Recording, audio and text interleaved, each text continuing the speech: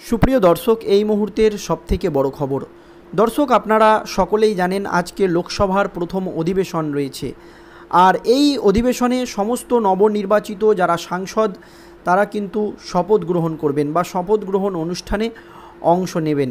এই ক্ষেত্রে একেবারে চরম অস্বস্তিতে রাজ্যের শাসক দল তৃণমূল কংগ্রেস।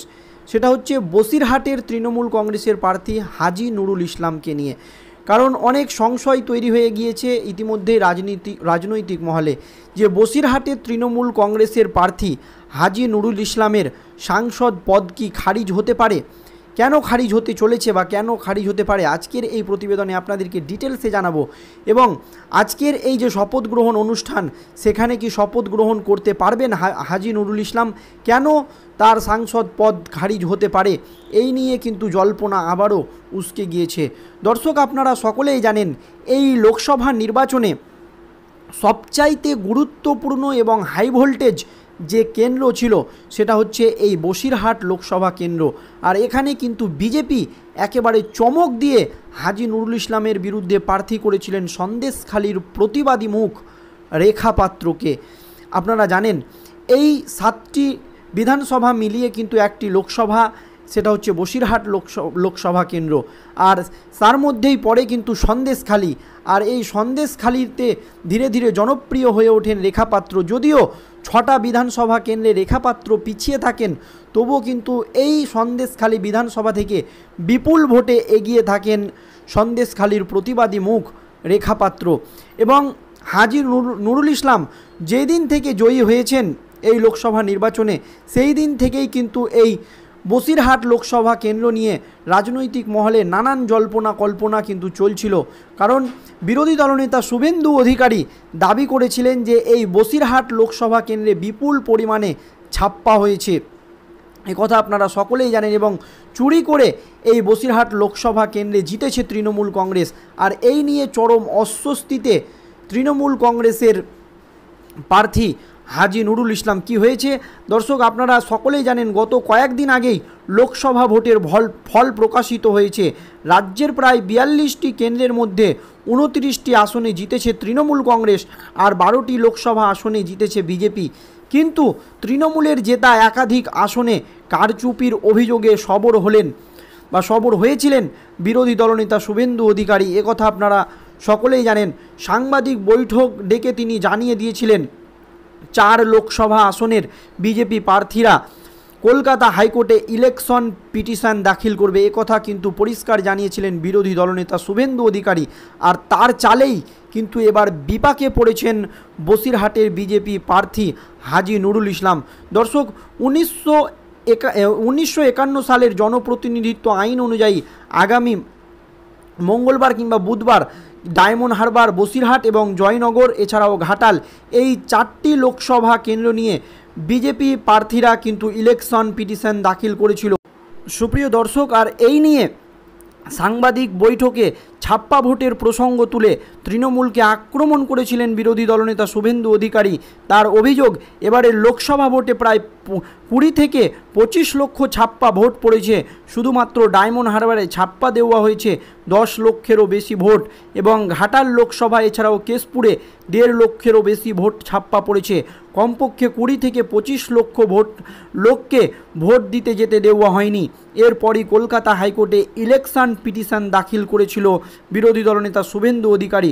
দর্শক, শুভেন্দু অধিকারী বলেন ঘাটালের বিজেপি প্রার্থী হিরণময় ভট্টাচার্য এবং ইলেকশন পিটিশন দাখিল করবেন। এছাড়াও তিনি জানান কেশপুর সংবয়ের প্রচুর তথ্য সংগ্রহ করেছেন আর সিসিটিভি ও ওয়েবকাস্টিং ফুটেজ এবং সেন্ট্রাল ফরেন্সিক ল্যাবেও পরীক্ষার আবেদন জানাবেন। এছাড়াও ডায়মন্ড হারবারের বিজেপি প্রার্থী অভিজিৎ দাস ওরফে ববি সেই পরীক্ষা এলে ডায়মন্ড হারবারের ভোট প্রক্রিয়া বাতিল ও সিবিআই তদন্তের আবেদন জানানো হবে, একথা কিন্তু জানানো হয়েছিল। দর্শক, ইলেকশন পিটিশন দাখিল করবেন জয়নগরের বিজেপি প্রার্থী অশোক কান্ডারি, এমনই কিন্তু জানানো হয়েছিল বিরোধী দলনেতা শুভেন্দু অধিকারীর। আর সবচাইতে যেটা হাই ভোল্টেজ কেন্দ্র এবারের লোকসভা নির্বাচনে, সেটা হচ্ছে বসিরহাটের জয়ী তৃণমূল প্রার্থী হাজী নুরুল ইসলামের প্রার্থীপদ বাতিলের আবেদন জানানো হবে, একথা কিন্তু জানিয়েছিলেন খোদ বিরোধী দলনেতা শুভেন্দু অধিকারী। এবং তৃণমূল প্রার্থীর নিয়ম মেনে বকেয়া যে শংসাপত্র মনোনয়ন সঙ্গে দেননি বলে অভিযোগ করেছিলেন, আর সেই অভিযোগে তার মনোনয়নের বৈধতাকে চ্যালেঞ্জ করে হাইকোর্টে ইলেকশন পিটিশন দাখিল করেছিলেন বসিরহাটের বিজেপি প্রার্থী রেখা পাত্র। সুপ্রিয় দর্শক, আর এই আবহেই চরম বিপাকে পড়েছেন বসিরহাটের তৃণমূল প্রার্থী হাজি নুরুল ইসলাম। এবার সরাসরি সাংসদ পদ বাতিলের পথে হাজি নুরুল ইসলামের। ঠিক কী কারণে বাতিল হতে পারে তার সাংসদ পদ, এই নিয়ে প্রশ্ন উঠছিল রাজনৈতিক মহলে। তবে জয়ী হওয়ার পরে তার সাংসদ পদ নিয়ে এত জটিলতা কেন, এ বিষয়ে মুখ খুলেছেন বিরোধী দলনেতা শুভেন্দু অধিকারী। তিনি সরাসরি জানিয়েছেন রেখা পাত্র নাকি ইলেকশন পিটিশন ফাইল করেছেন। বসিরহাটের বিজেপি প্রার্থী রেখা পাত্র ইতিমধ্যেই কিন্তু ইলেকশন পিটিশন দাখিল করেছেন এবং ময়দানে বোমা ফাটিয়ে হুঁশিয়ারি দিয়েছিলেন আগেই বিরোধী দলনেতা শুভেন্দু অধিকারী। আর এবার কি সেই কথাই রাখতেই বিস্ফোরক বিরোধী দলনেতা। তিনি স্পষ্ট জানিয়েছেন ঠিক যে আইনে বীরভূমের দেবাশিস ধরের প্রার্থী পদ বাতিল হয়েছিল। দর্শক, আপনারা সকলেই জানেন বীরভূমের বিজেপি প্রার্থী দেবাশিস ধরের প্রার্থী পদ বাতিল করেছিল নির্বাচন কমিশন, আর সেই আইনেই নমিনেশন বাতিল হওয়া উচিত হাজি নুরুল ইসলামের। খুব শীঘ্রই সেই ইলেকশন পিটিশন কিন্তু ফাইল করা হবে। এ বিষয়ে তৃণমূল কংগ্রেসকে হুঁশিয়ারি দিয়েছিলেন বিরোধী দলনেতা শুভেন্দু অধিকারী। কথা আপনারা সকলেই জানেন, আর তিনি কিন্তু সেই মতো কাজও করেছেন। জানিয়ে রাখি, নির্বাচনের আগে হাজি নুরুল ইসলামের নমিনেশন বাতিল করার প্রসঙ্গ উঠেছিল।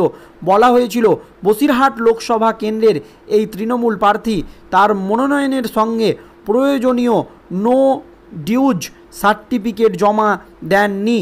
প্রসঙ্গত, বীরভূমের পদ্ম শিবির থেকে প্রথমে প্রার্থী হন প্রাক্তন আইপিএস দেবাশিস ধর, আপনারা সকলেই জানেন।